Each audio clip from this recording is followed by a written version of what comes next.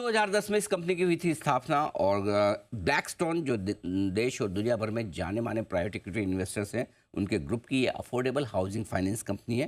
पहले इसका नाम वैश्या हाउसिंग फाइनेंस हुआ करता था, बाद में DHFL और अब नाम बदलकर आधार हाउसिंग फाइनेंस है। 2019 में इस कंपनी में पूरी तरह से मैनेजमेंट में बदलाव हुआ और ब्लैकस्टोन ने लगभग 99% हिस्सेदारी इस कंपनी की खरीद ली। खासतौर से लो और मिडिल इनकम ग्रुप को लोन देने का कंपनी करती है कारोबार। छोटे शहरों में है कंपनी का पूरा कारोबार, 20 राज्यों में ऑलरेडी कारोबार है और जो लोन की टिकट साइज है 9 से 10 लाख रुपए के आसपास की है। पहले मैं आपको IPO की जानकारी दे दूँ। 8 मई यानी कि कल IPO खुलने वाला है, 10 मई तक खुला रहेगा। 300 रुपये से 315 रुपये का प्राइस बैंड है। रिटेल इन्वेस्टर्स 47 शेयरों के लॉट में अप्लाई कर सकते हैं। टोटल इशू साइज 3000 करोड़ रुपए की है, जिसमें से 1000 करोड़ फ्रेश इशू कंपनी के पास ये पैसे जाएंगे और 2000 करोड़ के शेयर्स एग्जिस्टिंग प्रमोटर्स बेच रहे हैं। इस इशू में कंपनी का मार्केट कैप होता है लगभग 13,400 करोड़ का ऊपरी प्राइस बैंड पे। आइए हमारे साथ स्टूडियो में शामिल हो रहे हैं कंपनी के मैनेजिंग डायरेक्टर और CEO ऋषि आनंद साहब। सर 2 अप्रैल 2018 से कंपनी के साथ हैं और जनवरी 2023 से कंपनी के MD और CEO के तौर पर आपकी लीडरशिप है। IIM कोझिकोड से आपने बिजनेस मैनेजमेंट में पोस्ट ग्रेजुएशन सर्टिफिकेशन किया है और फाइनेंशियल सर्विसेज सेक्टर का सर का 27 साल से ज़्यादा का लंबा गहरा अनुभव है। ऋषि आनंद साहब बहुत बहुत स्वागत है सर, धन्यवाद हमें समय देने के लिए और हमारे स्टूडियो में आने के लिए।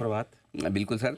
सबसे पहले पहली चीज़ तो ये कि ये कंपनी पूरी तरह से ब्लैकस्टोन ओन्ड है, एक तरह से ये मान लिया जाए। हाँ जी सर, जैसे आपने बताया 98.7% शेयर होल्डिंग ब्लैकस्टोन की है जी। 1.2% शेयर होल्डिंग ICICI बैंक। अच्छा, तो मतलब इंस्टीट्यूशनल इन्वेस्टर ही एक तरह से 100%। तो अब आप इशू लेकर आ रहे हैं 2000 करोड़ रुपए की जो ऑफर फॉर सेल है वो ब्लैकस्टोन बेच रहा है सर? ब्लैकस्टोन बेच रहा है। तो उसके बाद ICICI बैंक ने पार्टिसिपेट नहीं किया है ऑफिस में। पूरा 2000 crore is coming from Blackstone. अच्छा, तो अब उसके बाद कितनी घटकर रह जाएगी उनकी हिस्सेदारी? इनका 98.7% विल रिड्यूस टू 76%। अच्छा, लगभग थ्रेशोल्ड के आसपास आ जाएंगे जो सेवी का 75% का है। ओके।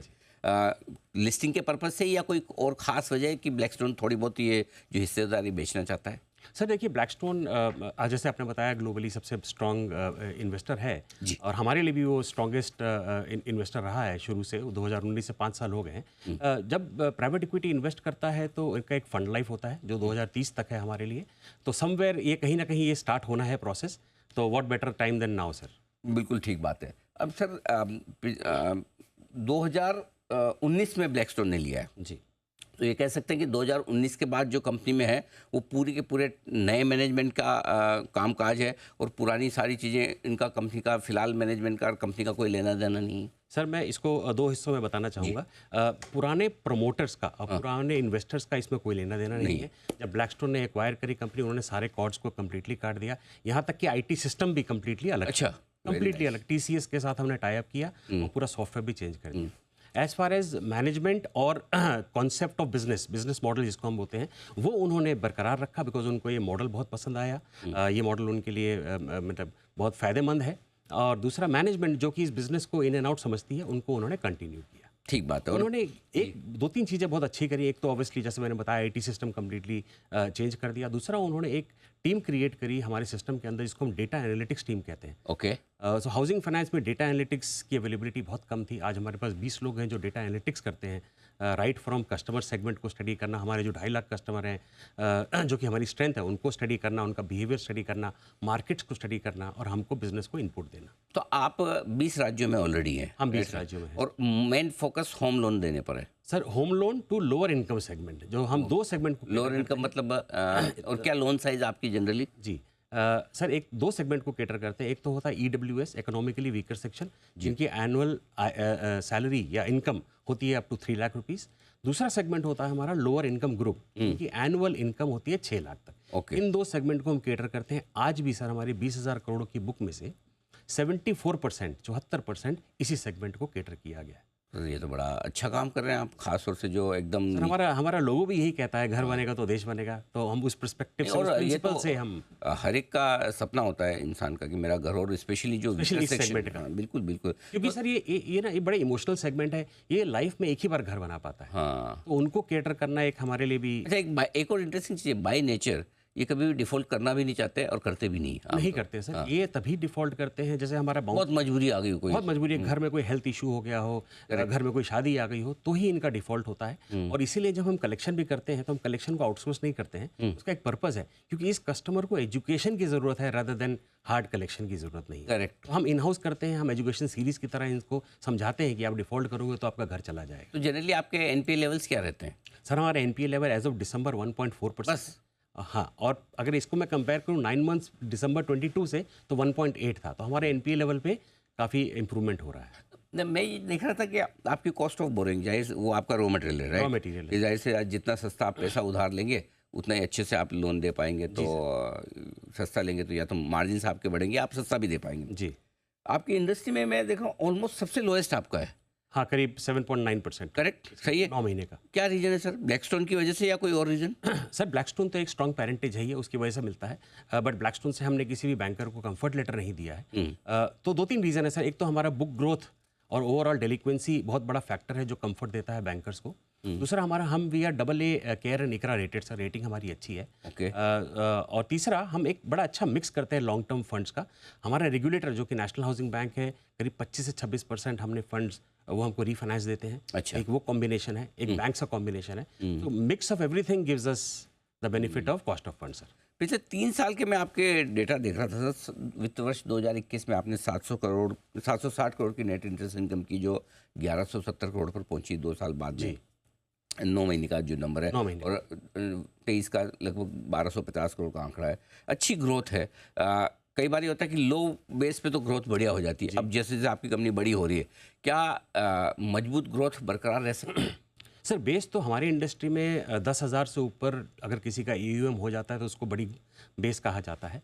हमने पहला पड़ाव पार किया 15,000 करोड़ का। ओके। फिर हम 20,000 करोड़ पहुंचे। अगर आप पिछले 2 साल का 3 साल के ट्रेंड की बात कर रहे हैं तो हमारा AUM 20 से 22% के बीच में ग्रो किया है। हमारा इंक्रीमेंटल डिसबर्समेंट 25% की रेंज में ग्रोथ किया है। और हमारा प्रॉफिट करीब लगा लीजिए 35%, 30 से 35% की रेंज में ग्रोथ किया है।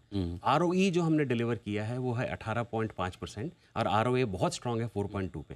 तो आप बोल रहे हैं कि हाई बेस पे ग्रोथ आएगी कि नहीं आएगी, तो इसके लिए हमको देखना पड़ेगा डिमांड साइड पे और गवर्नमेंट के इनिशिएटिव्स क्या हैं। डिमांड साइड बोलता है, मैं एक रिपोर्ट को अगर यहाँ पे कोट कर पाऊँ, RBI ने एक रिपोर्ट निकाली 2019 में कि shortfall of housing is total 10 crore.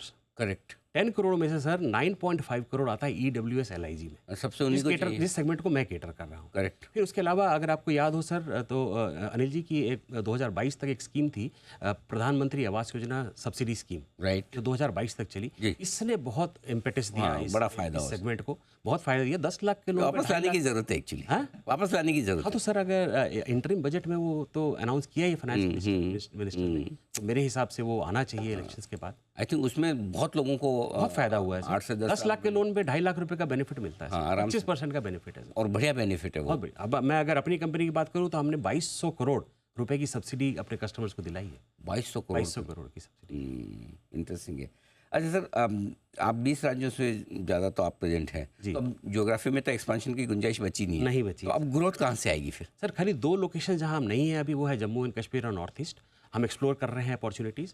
हमारे साथ बेनिफिट ये हुआ है सर, 2017 में ही हम 20 राज्यों में पहुंच चुके थे।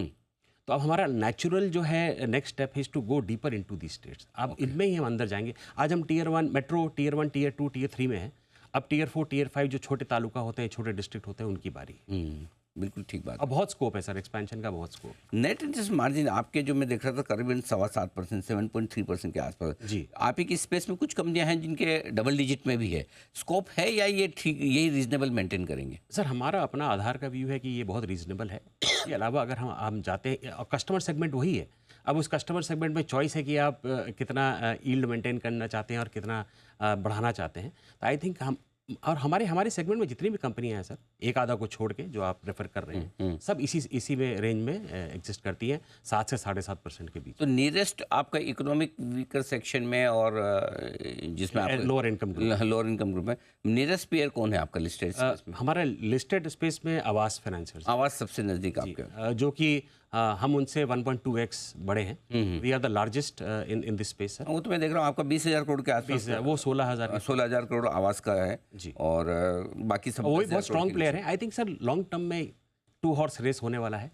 वो भी 2010 से एग्जिस्ट कर रहे हैं, हम भी 2010 से कर रहे हैं। और बाकी 13 एक्टर्स स्टेट का, में- होम फर्स्ट का, इंडिया शेल्टर का क्या होगा? सर ये एग्जिस्ट तो सारे ही करेंगे, मार्केट बहुत बड़ी है जी। अब जैसे इंडिया शेल्टर अभी लिस्ट में 5,000 करोड़ के रेंज में लिस्ट में है। जी। बहुत सारी कंपनियां जो 8 और 10 के बीच में पहुंच गई हैं। तो अपॉर्चुनिटी सर सबके लिए अपना निश क्रिएट करने की ज़रूरत है। बहुत बढ़िया। ऋषि आनंद साहब, बड़ा मज़ा आया आपसे बातचीत करके, और पूरी एक अंडरस्टैंडिंग भी बनी, क्योंकि मैं सोच रहा था आपकी कंपनी को मुझे अच्छे से समझना है। क्योंकि क्या वो कई बार होता है ना कि पुराने प्रोमोटर्स और नए प्रोमोटर्स के बीच में जो चेंज होता है उसको लोग ढंग से समझ नहीं पाते, और वो पुराने वाली बैगेज के साथ चलते हैं। तो पूरी तरह से प्रोफेशनली मैनेज ब्लैकस्टोन की कंपनी है जो अब IPO लेकर आ रही, इस स्पेस में सबसे बड़ी कंपनी भी है। कल IPO खुलने वाला है, कल हम इसका पूरा विश्लेषण भी करेंगे कि इस IPO में आप पैसे लगाए या नहीं। फिलहाल ऋषि आनंद साहब, आपका बहुत बहुत धन्यवाद सर समय देने के लिए, और आपके IPO के लिए हमारी बहुत बहुत शुभकामनाएं। Thank you so much. Thank you so much sir, धन्यवाद।